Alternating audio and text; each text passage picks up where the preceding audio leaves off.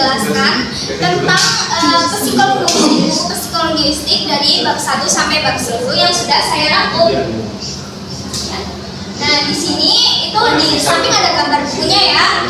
Nah, di sini judul bukunya itu Psikologistik Teori Pemerolehan Bahasa yang ditulis oleh Prof. Dr. Supriyanto M.Hum.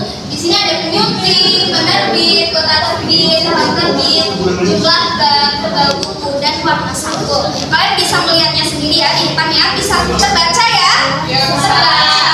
Oke. Selanjutnya, ini gambar saya ini cantik kan gambarnya atau aslinya sih guys? Ya. Perkenalkan, nama saya Bila Kusna dengan NIM akhir 36 dan rekan saya ini sebagai mbak sekretaris bernama. Perkenalkan, nama saya Dewi Ratu Sarinidung dengan NIM belakang 46. Di sini saya sebagai sekretaris. Ya, seperti itu ya. Sudah cukup. Di sini diaku oleh Dr. Randes Eko Suroso MPD, Masya Allah. Selanjutnya, di sini bab 1 tentang sejarah dan metode pemerolehan bahasa. Selanjutnya, pemerolehan bahasa itu pertama itu ada language acquisition. Apa sih language acquisition ini? Merupakan proses ketika anak memperoleh bahasa pertamanya atau sering disebut dengan bahasa ibu atau bahasa ketika anak itu lahir di daerah tertentu, maka bahasa daerah itu adalah bahasa ibu anak tersebut. Lalu kedua yaitu language learning, merupakan proses ketika anak memperoleh bahasa kedua. Tentunya ketika anak itu masuk ke dunia pendidikan pasti akan diajarkan bahasa nasional kan, bahasa yaitu bahasa Indonesia untuk memudahkan antara siswa dan guru memahami materi yang dijelaskan. Lalu contoh lain, kan kita kan sudah sebagai mahasiswa ini ya, pastinya dengan kita merantau ke suatu tempat juga kita akan memperoleh atau belajar bahasa baru seperti itu. Seperti misalnya teman kos saya ini tuh Mbak Dewi orang Cilacap dan saya orang Wonosobo. Nah, di sini jadi language learning ini didapatkan saat kita tuh saling mengobrol gitu kan. Kalau misalnya ada bahasa yang nggak saya tahu atau Mbak Dewi tahu, dan di sini bisa untuk belajar seperti itu. Selanjutnya di sini sejarahnya, konon ini ada raja Mesir yang bernama Psammetichus ingin mengetahui bahasa pertama. Lah, bahasa pertama yang muncul itu bahasa apa sih? Jadi dia tuh mengorbankan anak kandungnya sendiri untuk ini diisolasi seperti itu, diasingkan ke suatu tempat, lalu dia tuh mencatat setiap kata yang keluar dari anaknya tersebut gitu kan. Terus habis itu ternyata dari penelitian ini raja Mesir si Psammetichus ini kajian ini dipopulerkan oleh Tiedemann, seorang ahli biologi berbangsa Jerman. Selanjutnya, nah di sini ada periode buku harian, periode sampel besar, dan periode kajian longitudinal. Di sini tuh periode di mana bahasa ini diperoleh. Pertama, kalau periode buku harian ini dilakukan dengan cara mencatat. Jadi ada peneliti, boleh silakan masuk Mbak Elsa. Jadi di sini tuh pertama tuh peneliti datang ke suatu daerah dan mencatat setiap ucapan yang dituturkan anak-anak di daerah tersebut seperti itu ya. Lalu hasilnya itu tapi itu tidak valid, soalnya kan itu kan hanya dicatat tanpa adanya dokumentasi dan lain sebagainya, maka periode ini ditinggalkan.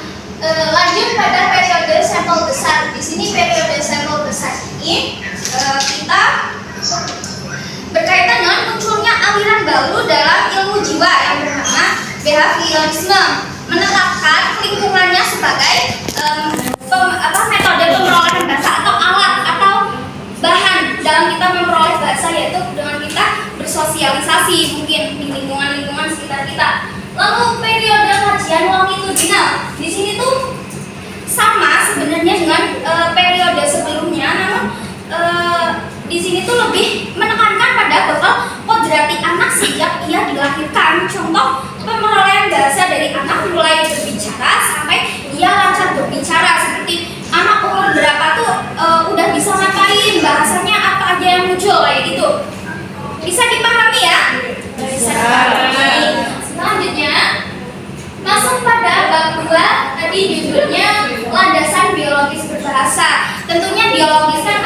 membahas tentang makhluk hidup, maka di sini kita akan membahas tentang bahasa yang muncul dari makhluk hidup itu sendiri. Di sini laring pada manusia dan laring pada hewan itu, khususnya pada hewan simpanse itu sama, namun laring pada manusia itu lebih besar daripada laring simpanse. Struktur mulut maupun macam lidahnya juga berbeda. Akan tetapi perbedaan lain yang lebih menonjol dari manusia dan simpanse adalah struktur organisasi otaknya, yaitu cara berpikir simpanse dan manusia kan sangat berbeda ya. Selanjutnya di sini gerak-geriknya dan aktif dapat membuat keperluan yang sederhana. Di sini ada bahasa burung, lebah, dan lain sebagainya akan dijelaskan di slide selanjutnya. Ya ampun, ini sangat menarik nggak sih, kita mempelajari bahasa hewan juga. Jadi di sini tuh ada bahasa tari lebah. Gimana sih? Apa yang disebut dengan bahasa tari lebah? Apakah lebahnya nari lengger atau jarangan? Enggak kan? Jadi bahasa tari lebah yaitu sistem komunikasi pada lebah yang dilakukan dengan cara menari-nari begitu untuk untuk berkomunikasi dengan lebah lainnya, walaupun jaraknya itu berkilo-kilometer, walaupun jarak pandangnya itu mungkin menurut kita itu sangat mustahil untuk lebah tahu komunikasi mereka. Namun di sini masya Allahnya Allah itu memberi hal yang spesial pada lebah itu. Mereka melakukan tarian yaitu dengan membentuk angka 8 untuk mengetahui lokasi di mana makanan atau makanan dari hewan tersebut atau makanan dari lebah. Lalu sistem komunikasi burung, di sini kan burung kan sistem komunikasinya dengan cara berkicau kan ya. Kita nggak tahu apakah kicauan burung ini mempunyai arti atau tidak. Ternyata di sini sudah diteliti oleh sistem komunikasi burung, yaitu panjang pendeknya kicauan burung dapat menandakan akan adanya bahaya, makanan atau tempat sarang yang baik untuk mereka atau kelompok burung-burung tertentu singgah. Seperti itu. Lalu ada sistem komunikasi lumba-lumba. Di sini lumba-lumba itu secara berkomunikasinya itu dengan menggunakan sonar, sama seperti kelelawar. Namun di sini lumba-lumba kan bersiul. Kalau kelelawar kan kita tidak tahu suara kelelawar itu seperti apa karena kita tidak bisa mendengar sonar dari kelelawar tersebut. Jadi di sini tuh jika lumba-lumba bersiul dari nada tinggi menuju nada yang rendah, yaitu menandakan bahwa lumba-lumba itu butuh bantuan karena dia merasa terancam atau sebagainya. Yang terakhir, sistem komunikasi simpanse. Di sini sama dengan manusia, tapi simpanse ini menggunakan hanya 3 indera saja, yaitu mencium, mendengar, dan meraba untuk mengetahui tentang makanan apa yang baik untuk mereka, lalu tempat tinggal, atau untuk melindungi wilayah teritori mereka dari simpanse lain seperti itu. Selanjutnya, masuk pada bab 3, kaitannya otak dengan kemampuan bahasa. Selanjutnya, struktur otak manusia dalam ilmu saraf memperkenalkan otak sebagai komputer biologis. Walaupun di sini otak sama komputer kan berbeda, tapi cara menyimpan memorinya itu sama, seperti bahwa ia memperoleh informasi dari dunia sekitarnya, menyimpannya, lalu memprosesnya dalam berbagai cara. Tentunya dulu kan saat kita kecil kan kita dilarang jangan sentuh bara api itu, tapi karena kita kan memiliki rasa penasaran yang sangat besar, maka kita memegang bara api tersebut karena dirasa bara api tersebut menyakiti kita, lalu bara api tersebut berbahaya, maka kita memprosesnya. Kita mengingat-ingat kita jangan sampai menyentuh bara api lagi karena bara api tersebut berbahaya atau menyakiti diri kita, seperti itu. Selanjutnya, kaitannya otak dengan bahasa. Bagian otak yang paling penting dalam kegiatan berbahasa adalah otak besar, di mana terlibat langsung dalam pemrosesan bahasa ialah korteks cerebral. Korteks cerebral adalah bagian yang tampak seperti gumpalan-gumpalan berwarna putih, merupakan bagian terbesar dalam sistem otak manusia. Selanjutnya, masuk pada bab 4, yaitu tentang hemisfer otak dan hipotesis umur kritis. Selanjutnya, peranan hemisfer dalam fungsi Hemisfer kiri yang terutama mempunyai arti penting bagi bicara bahasa juga berperan untuk fungsi memori yang bersifat verbal. Sebaliknya, hemisfer kanan penting untuk fungsi emosi, lagu isyarat, baik atau emosional yang kita keluarkan. Seperti itu. Selanjutnya, spesialis hemisfer dan fungsi hemisfer kanan dan kiri. Kalau peranan hemisfer kiri itu lebih mengarah pada membaca, menulis, mengira, sains, teknologi, dan berpikir analisis rasional seperti itu. Jadi otak kiri itu lebih sering dipakai oleh laki-laki karena mereka tuh tidak menggunakan perasaan, karena mereka lebih cenderung menggunakan otak seperti itu, logika. Betul sekali.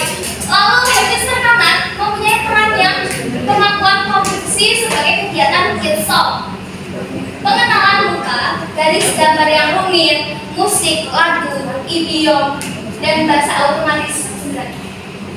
Di sini kalian tuh ini nggak sih kayak punya lagu, kalau kalian denger lagu itu keinget sama masa lalu atau keinget sama hal-hal baik kayak gitu. Ya kan? Nah itu diproses oleh hemisfer kanan seperti itu ya. Selanjutnya, di sini hipotesis umur kritis ini dinyatakan atau critical age hypothesis yang diajukan oleh Lundberg pada tahun 1967 ini diperoleh dari umur 12 tahun. Jadi hipotesis umur kritis ini tuh bahwa kita di umur 12 tahun tuh kita sangat peka dengan pemerolehan bahasa di sekitar kita seperti itu. Contohnya, seandainya ada keluarga Amerika yang tinggal di Jakarta seperti itu, kemudian mereka melahirkan seorang anak dan bergaul dengan masyarakat di sekitar, maka katakanlah dari umur dia yang 0 sampai 15 tahun itu dia hidup dan berkecimpung dengan masyarakat Jakarta, maka dia akan lancar berbahasa seperti masyarakat Jakarta seperti itu, karena dirinya tuh dirinya dia masih peka dengan hal-hal yang berbau pengetahuan seperti itu. Selanjutnya, sampai sini ada yang mau ditanyakan? Belum. Oke. Pengasuhan berbahasa.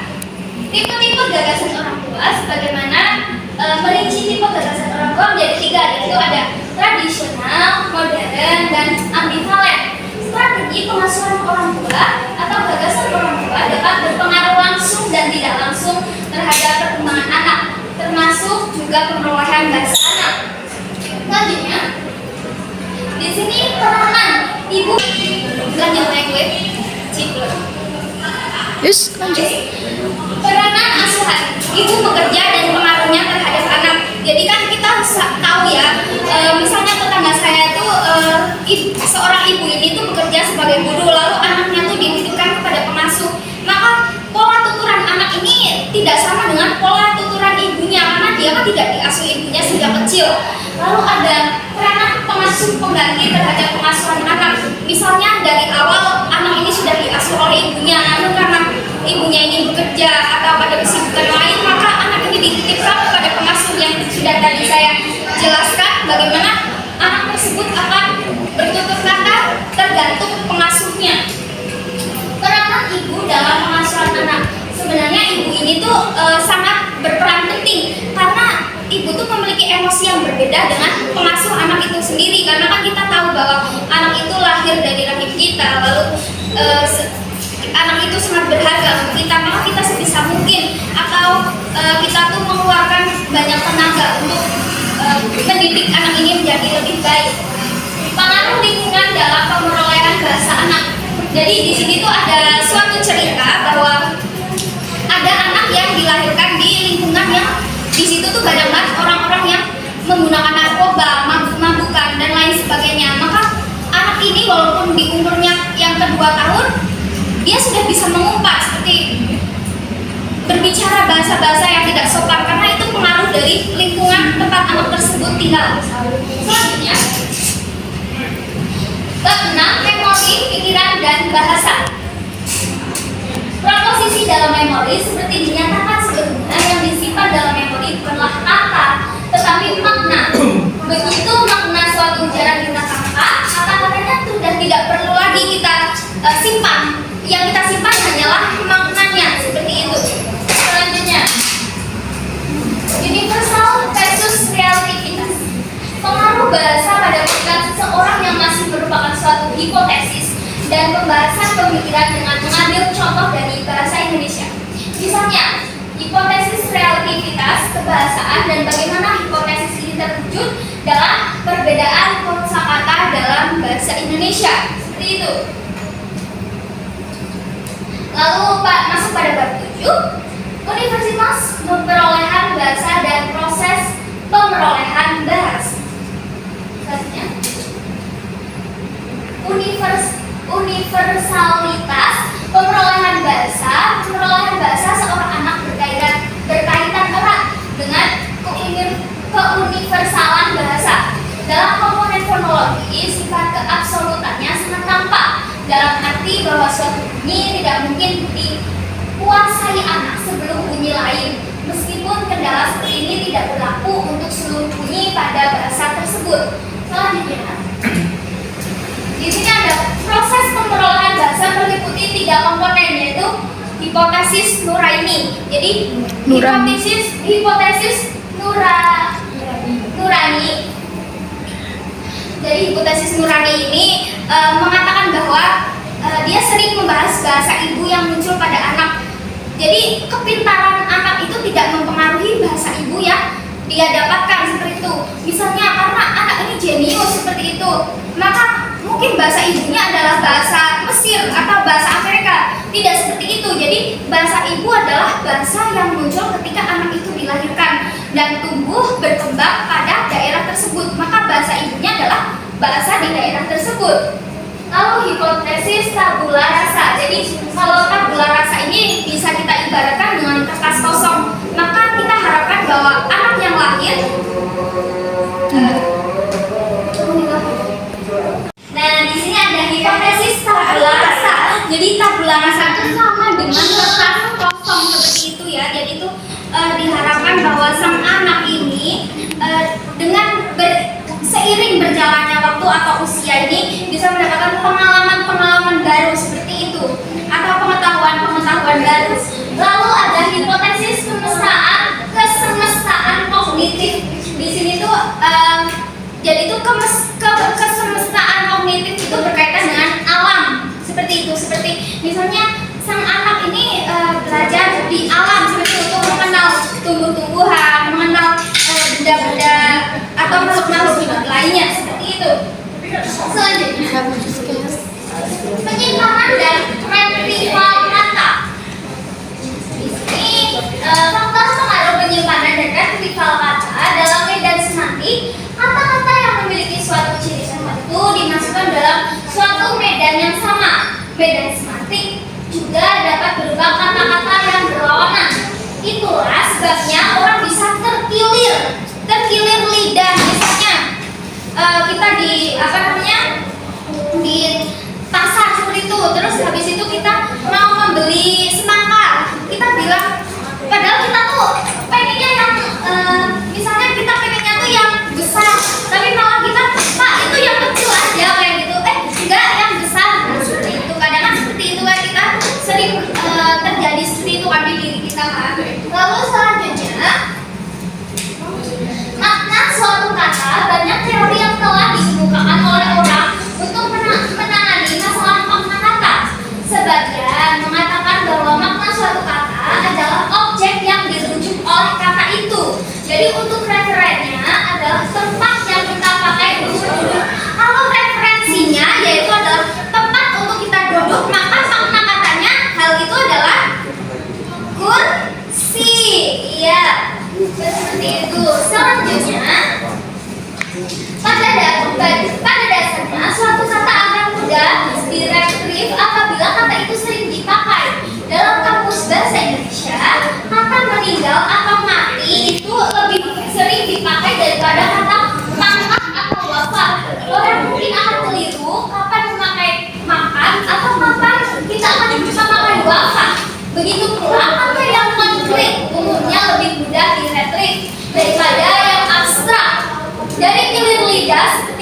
bubuk untuk mangga atau basah untuk kering. Dapat disimpulkan bahwa kata morfem disifat berdasarkan medan semantiknya. Selanjutnya, bab 9, pemerolehan kemampuan membaca. Jadi, tahap perkembangan membaca menurut Charles Evil dalam Dehiyeni 2008. Perkembangan kemampuan dasar membaca anak usia 4-6 tahun berlangsung dalam 5 tahap, yaitu tahap fantasi atau mereka berimajinasi sesuatu sesuai dengan keinginan mereka atau apa yang mereka lihat, seperti aku pengen punya kekuatan buat terbang kayak gitu kan biasanya anak-anak di umur segitu. Terus tahap pembentukan konsep diri, misalnya guru sering mengatakan Mbak Farah kamu cita-citanya sebagai apa kayak gitu kan biasanya. Jadi apa Mbak Farah? Guru. Jadi guru. Nah itu adalah pembentukan konsep diri. Jadi kalau misalnya jadi guru, Mbak Farah duduknya yang tenang ya. Kayak gitu. Lalu tahap gemar membaca. Dulu kan zaman kecil kita pasti sering atau suka gitu kan mendengar cerita-cerita horor, maka kita sering membeli buku kecil yang genrenya itu cerita horor seperti itu. Lalu pengenalan bacaan dan tahap membaca lancar seperti itu. Selanjutnya, bab 10, pemerolehan kemampuan menulis. Di sini perkembangan kemampuan menulis anak menurut Lerner mengemukakan bahwa menulis adalah menuangkan ide ke dalam bentuk visual atau yang tampak mata seperti itu. Maka menjelaskan bahwa menulis adalah mengungkapkan bahasa dalam bentuk simbol atau gambar seperti itu, seperti mungkin kaligrafi gitu yang indah dipandang mata atau puisi seperti itu. Menulis adalah suatu aktivitas kompleks yang mencakup gerakan lengan, tangan, jari, dan mata secara terintegrasi. Menulis juga terkait dengan pemahaman bahasa dan kemampuan bicara.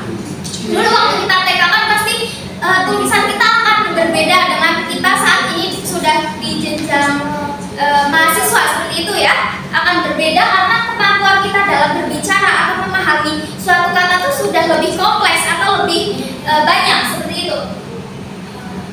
Lalu kemampuan anak usia 2-4 tahun dalam membuat garis lurus dan garis lengkung. Berdasarkan teori Piaget tentang tahap perkembangan kognitif, anak usia 2-4 tahun sudah mampu mengekspresikan dirinya, misalnya dengan coretan-coretan yang dibuatnya. Jadi kalau misalnya kita nih di rumah ada adik, terus adik kita nyoret-nyoret dinding, nah itu tuh jangan dimarahi karena itu adalah bentuk mereka dalam belajar menulis atau belajar menuangkan apa yang sudah dia pahami atau ekspresi dari emosi yang dia rasakan seperti itu. Selanjutnya sudah di penghujung presentasi, maka untuk itu saya membuka pertanyaan bagi yang mau bertanya, bisa angkat tangan seperti itu. Nama saya Irma Galuh Prameswari dengan nilai 57. Tadi Mbak Dira sudah melakukan presentasi dengan sangat baik. Namun saya mempunyai pertanyaan terkait dengan bagaimana proses pemerolehan bahasa pada seseorang yang mengalami kelainan gagak. Apakah kelainan gagak tersebut dapat disembuhkan? Terima kasih. Oh iya, terima kasih sama-sama ya Mbak Irma. Boleh langsung dijawab ya, pemirsa. Baik, di sini jadi itu cara memperoleh bahasa anak normal dan anak yang mengalami kelainan atau gagak seperti itu ya Mbak. Jadi perolehan bahasanya itu sama dengan cara kita memperoleh kita dengan cara mendengar, membaca, dan memprosesnya dalam otak kita. Namun kan kalau orang gagak itu mempunyai kelainan di syarafnya, dia tuh daya pengingatnya tuh rendah. Jadi itu dia sering sekali ingin mengucapkan misalnya aku mau makan, tapi itu dia mau mengucapkan makan tapi dia kasih semak di aku mau makan, nah seperti itu contohnya. Nah